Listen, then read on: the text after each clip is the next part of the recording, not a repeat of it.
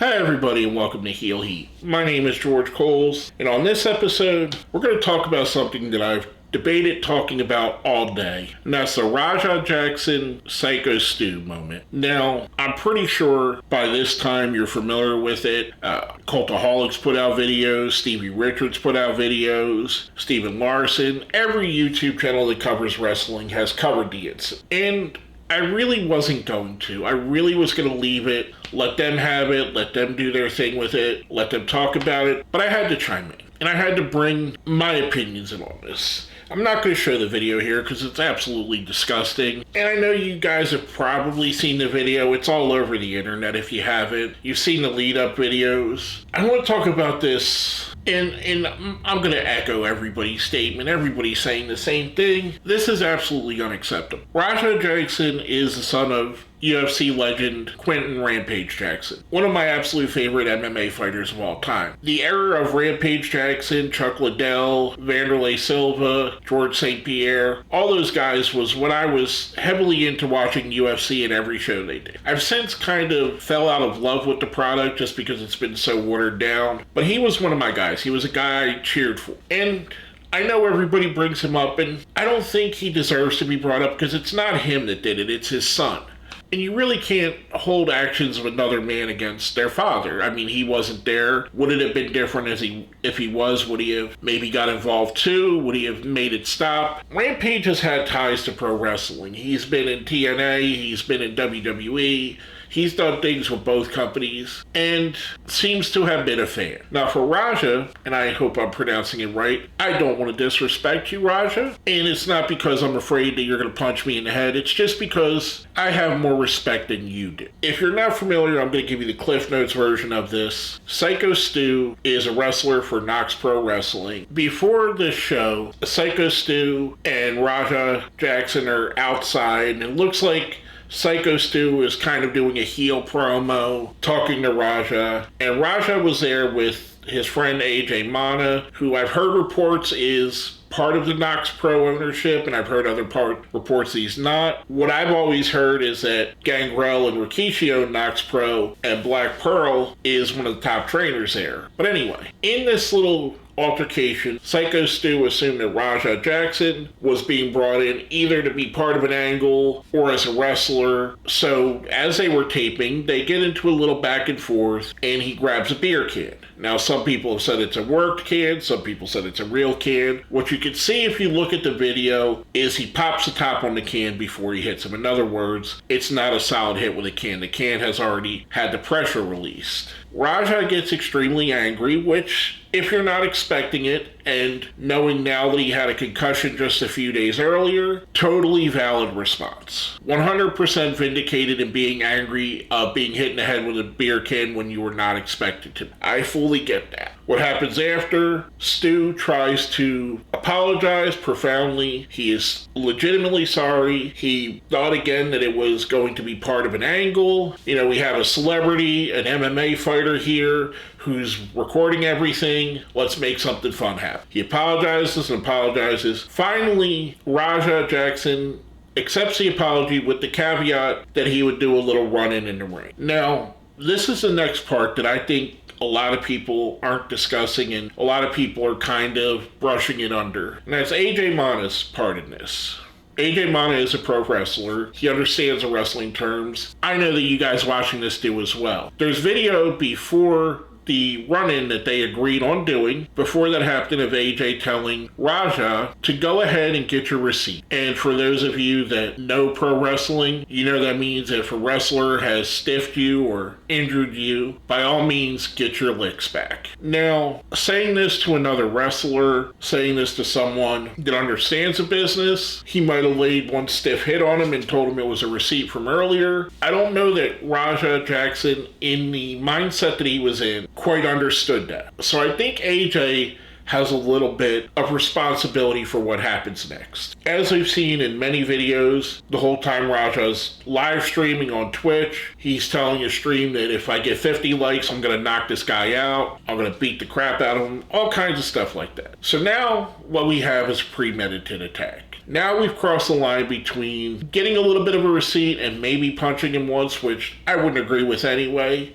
I think that's kind of silly, but it's one of the things that's been going on in wrestling for decades, so I get it. Now we're talking about a premeditated assault. We're talking about hitting a guy that believes that you're working together and continuing to hit. And again, I'm not putting any part of the video. I'm going to have a still shot here of basically the two of them together just so you know who we're talking about. But other than that, I don't want to show any of this video. Raja Jackson gets in the ring and he double leg takedowns Stu, and looks like from the takedown, it looked like Stu's head bounced off the mat. And he may have been unconscious right then. And why I really think that he was unconscious from that is the fact that at no point, either on the first punch, the second punch, the third punch, at no point did he try to protect himself. If he wasn't unconscious, the general rule, if you're getting legitimately punched in the head, you're going to put a forearm up or an arm up, or you're going to try and wrestle the guy off. I didn't count the number of punches. I think it was Penguin Zero said it was 27 punches to the head, but let's say it's over 20, just to give it a number. That's absolutely unacceptable. And I've seen people criticize the ref. The ref probably knew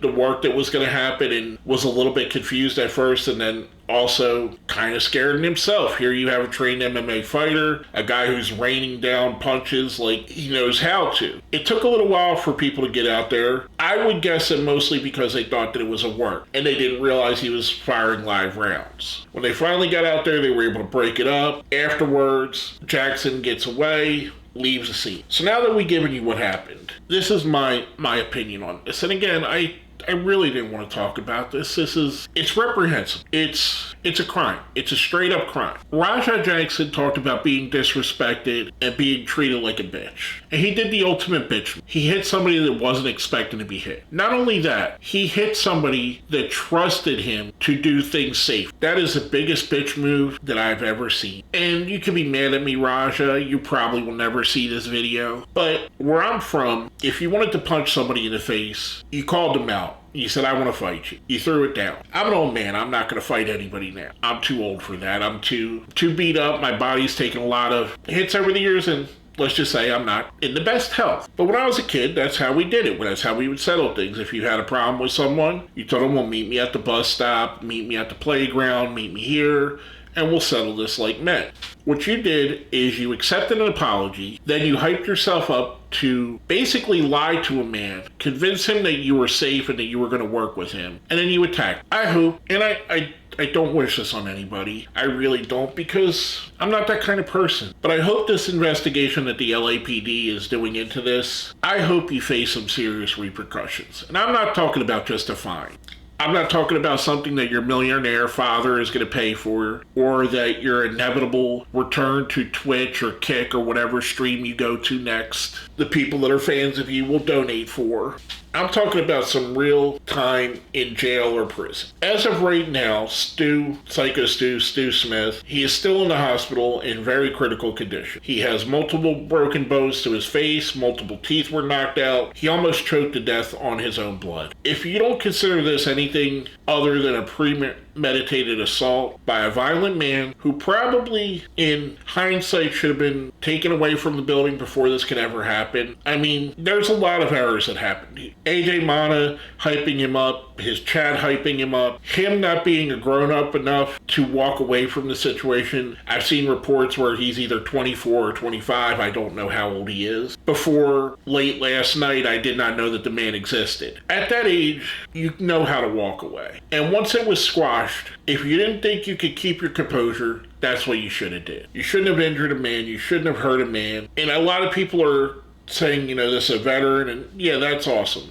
I really appreciate Stu's dedication and his service, but even without that, even if it was just a regular guy that never had any military service, you should not attack anybody that doesn't know you're going to attack. Like I said, you did this because you felt you were treated like a bitch. You are a bitch. This was the ultimate bitch. I mean, it's as simple as that. And I'm not the first person to say that. And I know you're getting criticized left and right. And I hope you're taking this criticism. I hope you're taking this negative reaction that you've got and learn from this and turn your life around and become someone that becomes a pillar of society. I really hope that's the outcome. I'm the kind of person that doesn't wish bad on anybody. I wish everybody the very best in life. And I hope that people can turn things around. When I hear that someone's got drug charges, I hope they can get off their drugs and lead a productive life. When I hear someone has an assault like this, I hope that maybe they can get some anger management treatment and make themselves better. Maybe become someone that speaks out about this. You have a name, obviously you have a following. Maybe you're the person that can speak to your followers and tell them not to do what you did because you were dumb. I don't know,